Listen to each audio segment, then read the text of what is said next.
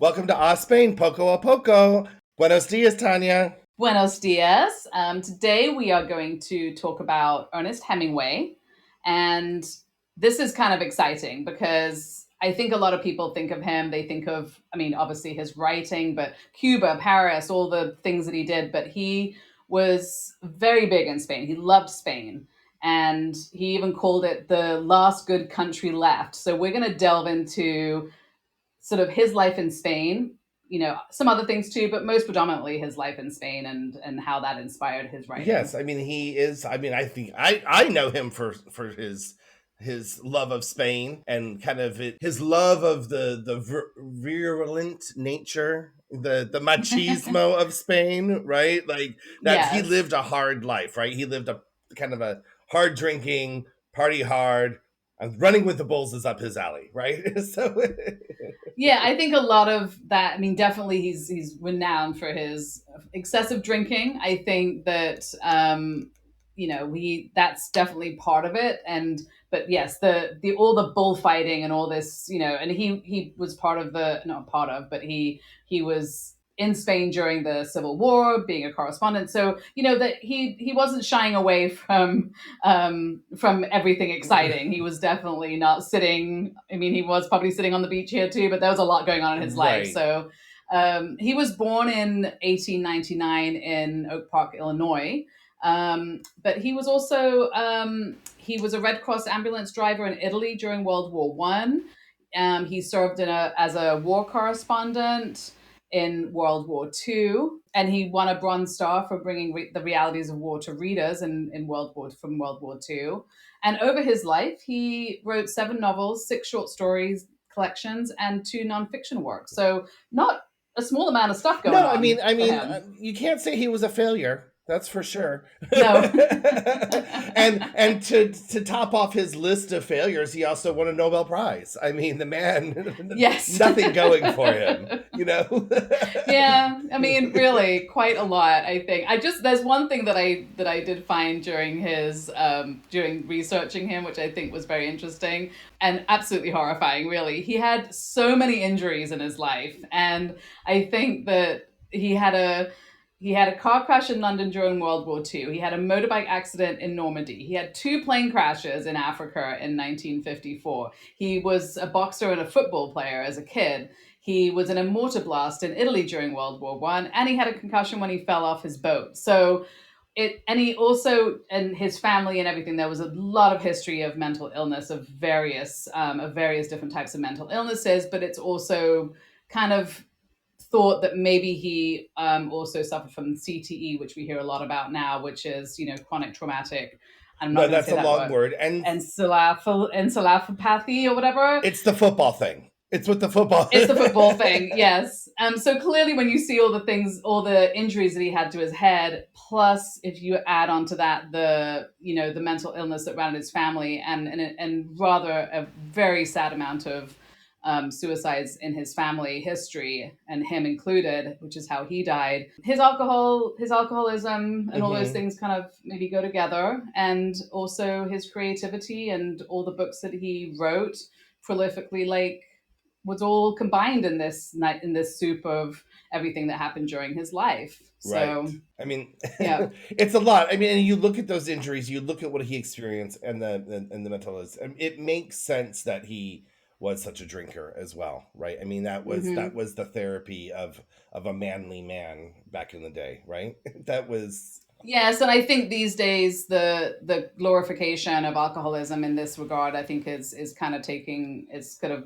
not quite as glorified now right, when people are looking at how his life was and what his family history was. So I think that maybe the glorification of the alcoholism that he had is now not maybe a major part of what people think about him. And we'll, as we get into why Spain, hmm I think we'll see a lot more richness to his life than just the fact that he wrote and was an alcoholic and people, drinking beers on the beach. Like, so let's or dive than the into it. drink and suicide and mental illness, right? Exactly. Yes. What's interesting about him is the love that he had for Spain, right? So he had visited a few Hmm. times.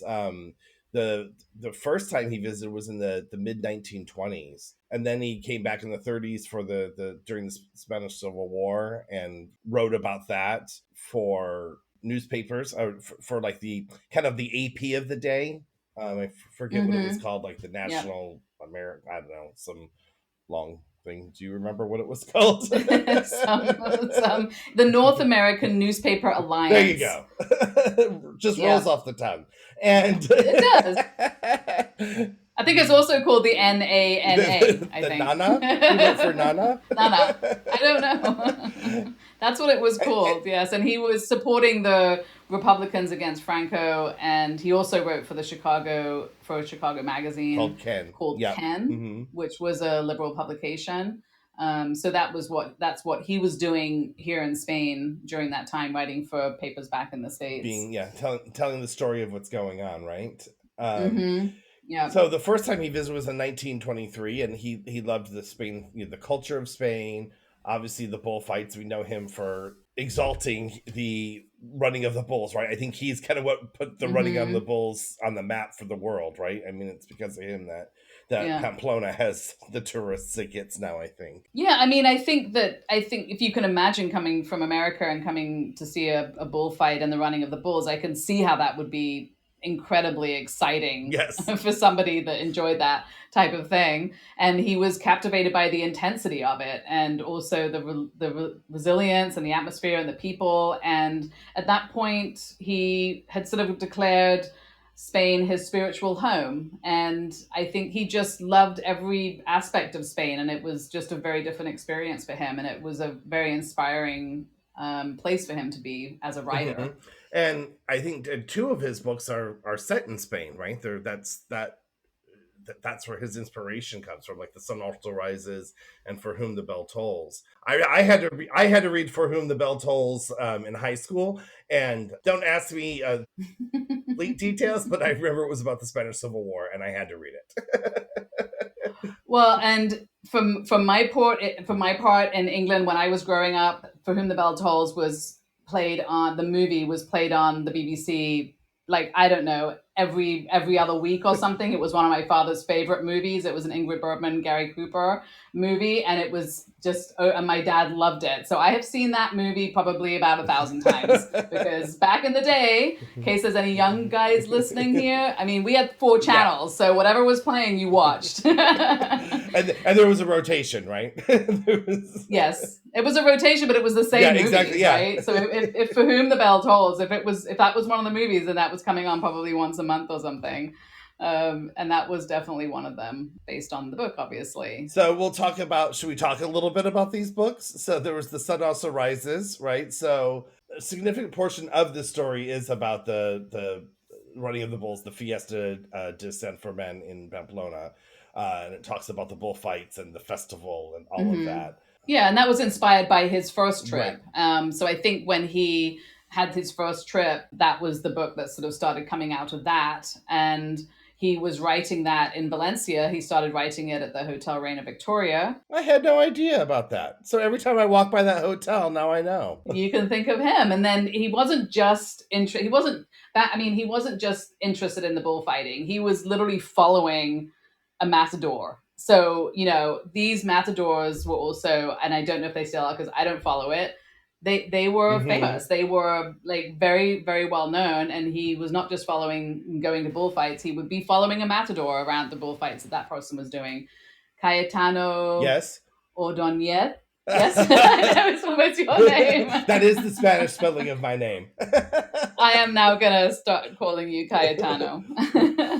Well, side note, that's the transliteration of my name. So that's exactly how you pronounce my Oh, name. oh my gosh! Well, there we go. So we'll start calling you that. But you are not a matador from the 1920s, No, I am right? not. Or from the Okay, just checking. 2020s. Just checking. All right, and then he had Death in the Afternoon, which was 1932, and this was a nonfiction work, which again delves into the world of bullfighting and Spanish history, rituals, and all the significance of all of this. So that's more of just a nonfiction work where he was just really interested in writing about all of about that. life in Spain. And if he was alive, we could Yeah. interview him for our show because he seems like an expert. He clearly knows a lot about it. And then he did The Dangerous Summer. And this book was actually published after his death. But that also focused on the intense bullfighting rivalry between Luis Miguel Dominguin and Antonio Ordonez and in 1959. So that was also just set against the backdrop of Spain. So that was something that was published later. And then the last one was a play called The Fifth Column. Mm-hmm. And he wrote this during the Spanish Civil War, and it explores the tensions and the conflicts of the era, and it kind of like reflecting his personal account and his experiences as a correspondent during the Spanish Civil War. Mm-hmm.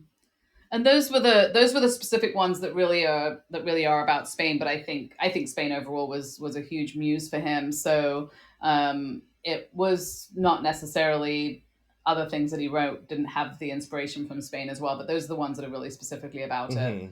And I think we have the hidden influence of Valencia, because since we're in Valencia, let's kind of jump to, he was all over Spain. He was in Madrid. He was, in different parts of Spain, obviously. But if you are in Valencia here, you will see his name a lot and you'll hear about him a lot because he was around here living and hanging out. And I didn't really notice. I did not know about how much Valencia that he was involved in the Valencian life. Like I had always just associated him with Pamplona. Like that was kind of, I mean that I think most people do, right? So I didn't know he had visited all these places in in Valencia. So I mean, yeah. So we went to La Pepica restaurant, which is down by the beach, and they are very proud of the history they have with Hemingway there. He obviously spent a lot of time drinking down there. And the beach back then was very different. If you've seen sort of pictures of European beaches or maybe even New England beaches back in sort of like the 20s and 30s, you'll kind of have this image of these little huts and tents that are on the beach that everyone can change in. So back then the beach, it didn't have these big buildings and all this stuff. It was little restaurants with these little huts on the beach. It was this very cute, very remote sort of place, and that was the Valencia beach that Hemingway was hanging out in and getting inspiration and drinking and eating. And back then it wasn't even the Valencian beach. It was a town called Cabanyal, right? So it wasn't even... Well, there you go. Exactly. It wasn't even connected. But we actually had I think it's, we had a nice paella there and with some nice little appetizers, the little tapas that went with it. I would highly recommend that as a little spot to go as a tourist or take some friends. If you have friends in town, definitely book. It's a very large, it's quite a large restaurant, but you need to book for it. Obviously, it's right on the beach. And then he also visits this place, which is now called Cappuccino Valencia, which is in the old town, which during his time was called Cafe El Siglo. Siglo? Siglo.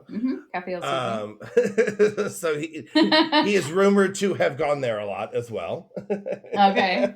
They must have also been serving beer, I would imagine. And he also loved fires. And he, as we talked about before, the fiery festival that we all know and love here absolutely fits with his very dangerous lifestyle. Right. And who knows what it was like back then too. And they called it that he loved it for its rebirth through destructive symbolism, which I can sort of see. I can totally see that. I mean, and that is that we've talked about it before, and I have Spanish friends that talk about all the fires and why we have all these fireworks. They burn stuff on all the, not just fires, these other festivals. I love that the rebirth through fire, and they love that here. So it's absolutely. And then he did finally come to Spain in 1959, 1960, and he covered bullfighting for Life magazine. This was the last time that he was in Spain, obviously because he died in 1961. But he still, I mean, he was living back in America at that time, but he still called Spain the country that he loved the most, maybe next to America. I mean, I don't know which one would come first, but definitely he had a passion for Spain. And I can see why. So do I. I mean, that's why we're all here, because we all have a passion for Spain. So we can align with him there, I think. I mean, it's making me want to, reread these books now that I'm here. I mean, it would be nice to go back and revisit these writings now that my feet are on the ground, Absolutely. right? Yeah, and I think specifically because a lot of those works were in a very tumultuous time in Spain's history. I think he was really bringing back the vitality of Spain and its people, even within these tragedies and this time that was, not the best of times. Mm-hmm. So I think that the books, I'm sure, kind of show, since he loves Spain so much, show a lot of passion for not just Spain but also the people and how everyone deals with that. Yeah, It was his it muse. was his muse. And our muse now too. Absolutely. So back to reading Back to Hemingway. Hemingway. All right, that's what we have for Hemingway. I hope you all enjoyed our little poco a poco about his life here. Until the next Poco a Poco.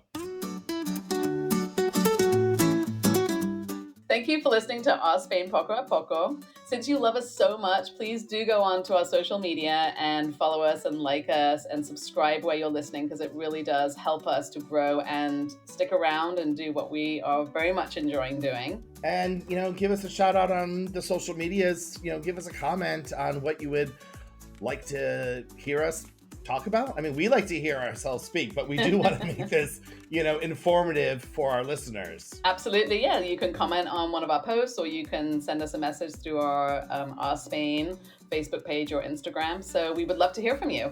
Yes, we would. Till the next episode. Bye.